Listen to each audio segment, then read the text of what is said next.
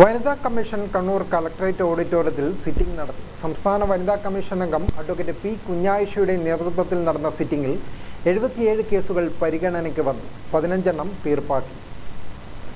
പരാതികളിൽ 6 എണ്ണം പോലീസ് റിപ്പോർട്ടിനും 3 എണ്ണം ജാഗ്രതാ സമിതിക്കും 3 എണ്ണം ലീഗൽ സർവീസ് അതോറിറ്റിയുടെ റിപ്പോർട്ടിനും വിട്ടു. 50 കേസുകൾ അടുത്ത സിറ്റിംഗിലേക്ക് മാറ്റി. 4 പരാതികളാണ് പുതുതായി ലഭിച്ചത്. ഗാർഹിക പീഡനം വഴി തർക്കം, സ്ത്രീകൾ തമ്മിലുള്ള സാമ്പത്തിക പ്രശ്നങ്ങൾ തുടങ്ങിയവയാണ് കമ്മീഷൻ മുൻപാകെ വന്ന മിക്ക പരാതികളും എന്ന് അഡ്വക്കേറ്റ് പി കുഞ്ഞായിഷ മാധ്യമങ്ങളോട് പറഞ്ഞു.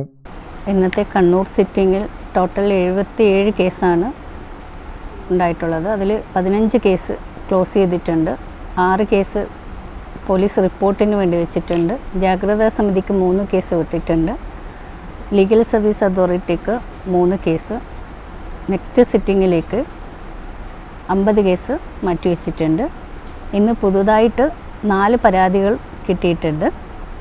ഇന്നത്തെ സിറ്റിങ്ങിൽ അഡ്വക്കേറ്റ് പത്മജ പത്മനാഭൻ, അഡ്വക്കേറ്റ് ചിത്തിര ശശിധരൻ, അശ്വതി രമേശൻ എന്നിവർ പങ്കെടുത്തിട്ടുണ്ട്. പൊതുവെ ഗാർഹിക പീഡനം, വഴിത്തർക്കം, സ്വത്ത് തർക്കം, സ്വർണം പണയം വെക്കാൻ വാങ്ങിയിട്ട് തിരിച്ചു കൊടുക്കാത്ത പരാതികൾ, സാമ്പത്തിക ഇടപാട്, അത്തരത്തിലുള്ള പരാതികളാണ് ഇന്നും കമ്മീഷൻ്റെ മുന്നിൽ വന്നിട്ടുള്ളത് കൂടുതലായിട്ടും.